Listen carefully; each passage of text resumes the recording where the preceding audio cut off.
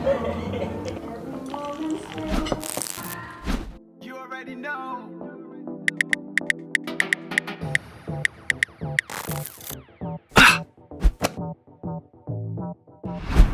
Mama unité.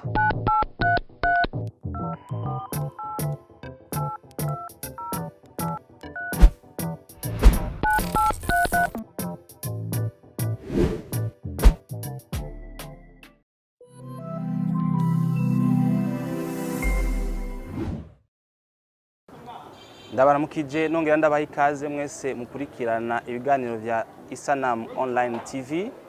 Kino ni kiganiro abadukonekta kituyagira ubuzima, abo bantu badukonekta, bano tugenda kushorera ko unité, bano tugenda kwitura dushaka kurungika limikasha nkeko cash, ubuzima babayemo.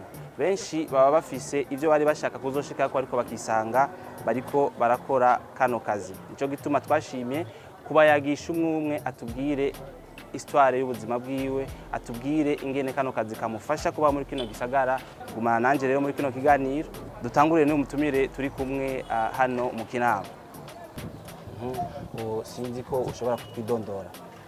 Amazina yanjye nitwa Nduwimana Fulgence. Nduwimana Fulgence, utubwira aho wavukiye, umuryango w'abana bangahe, amashuri wize mu ncamake tukumenye neza. Okay, je navukiye mu Kayanza, niho navuga abasokuru ibisekuru niyo biri, kandi niho nize amashuri, donc nize poste fondamentale. Navuga yuko ari ubwa mbere kandi poste fondamentale imfata. Vuga rero navuga ko ndi ofisi yayo. Ego tuvukana turaba abahungu babiri. Musanze nk'ababyeyi twe dufise ariko twaba kasoko tukigaho. Wowe uvuze ko wize uba mu Kayanza, wahejeje mu Kayanza, none byagenze gute usanga uri Bujumbura? Okay, musanze twebwe papa arakunda gutembera ni Bujumbura gose. Shabisaba rero yuko mama amuzanira ni Bujumbura kuvuga niho yarari. Kandi niho twakora Bujumbura, ariko dukuze niho twavuze tuze kwiga ruguru bisanzwe. Hama rero nanje intumbero nari mfise kuvuga ati niga abana ndahejeje nzosubira Bujumbura atakibazo. Naciye ngaruka kugira utangure gukora uyu mwuga uri kurakora no munsi tutaraja ingene ubayeho. Ibyo byose wowe hari ikintu wari witeze kuzoba niwakura, cari giki, passion wari ufise, ikintu wibaza kuzokora ukuze cari giki?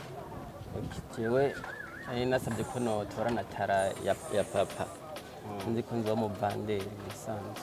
Okay. Hama ushitse Bujumbura tuyagire rero ingene bya ubuzima wabayemo gusha wisange uriko uko ugurisha amayinite, ubwira bya limikasha na cash. Okay, je kugeze ni Bujumbura bwa mbere navuze ko abavyeyi petani sana mu office, ariko rero naraje cyamba mu yindi famille isanzwe. Burya rero noho naguma Kenshi mbere twajana ku murima, amashamba kurima.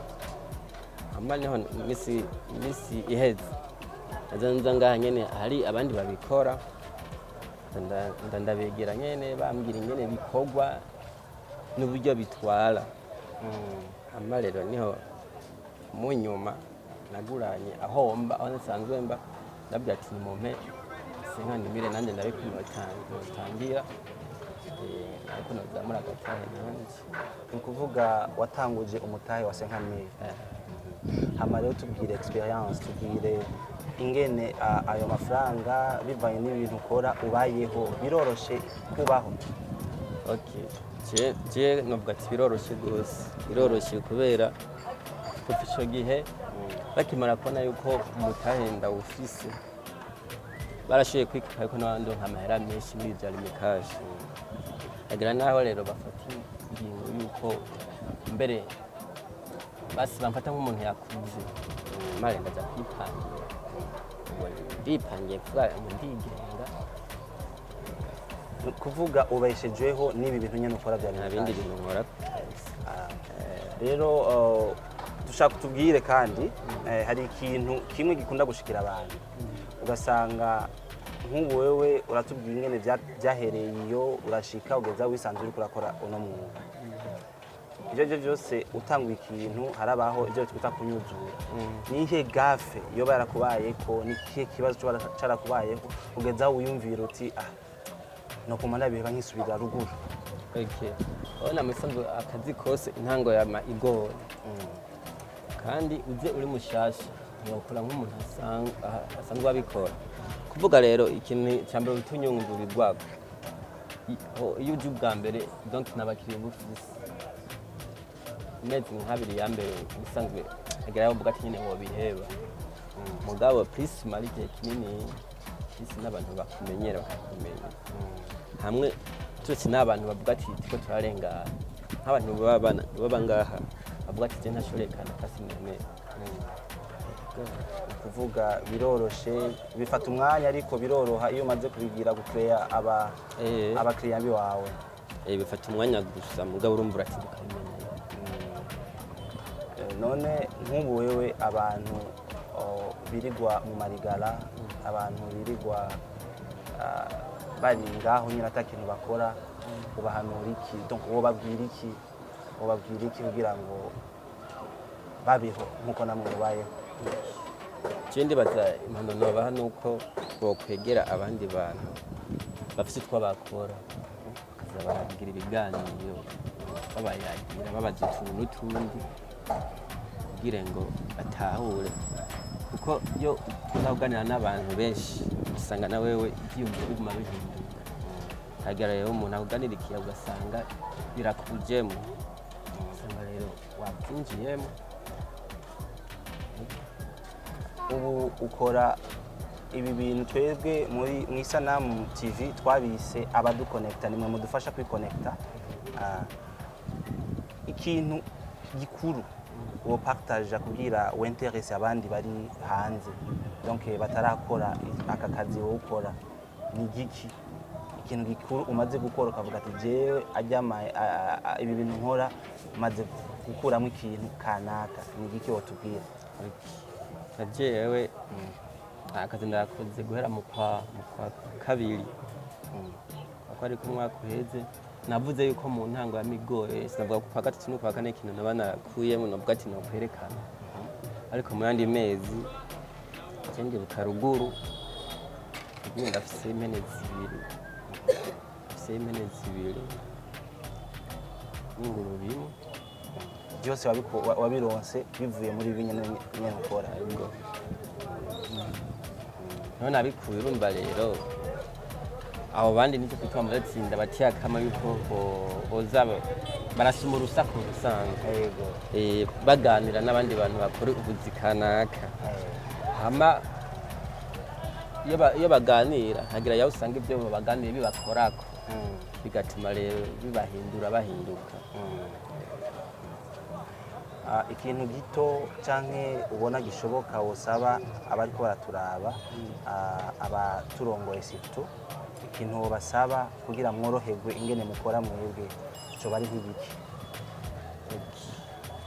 Tuvuze konya azi ibintu bitiye mu bintu bya limitere bijya bintu twebwe tugiriye nabi vuga rero nagira mvuga ati nk'abantu baturongowe natubwo bidufasha bakwiye kuzara bidufasha mu kugira ngo nyene duhagarika akazi nyambare bigiye nabi bakabikosora kirikare. Ikindi kintu wowe wumva wovuga ubwira abaturaba ubwira abantu abari bo bose n'igiki?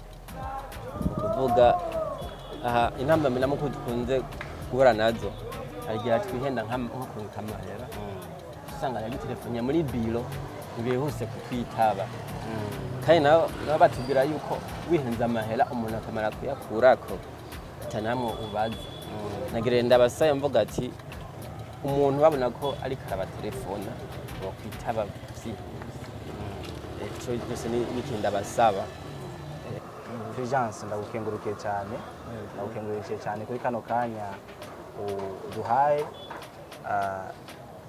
kwisanamu turizera ko ivyo ushikirije nk'intama bimukuramwo muhura nazo hariho ababijejwe bazovyumva biciye kuri no televiziyo yacu hama bagafata umwanya bakabikosora.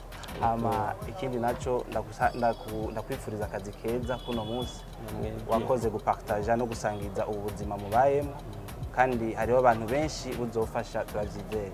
Ego natwe turabashimiye ko mwaje kubera ibibazo mvuze benshi birabashika kandi ndazi dukora bimwe kuvuga mvuga ko navugiye muri rusangi ko sije nyene bishikira. Abakoze cyane akazi keza namwe muri byiza.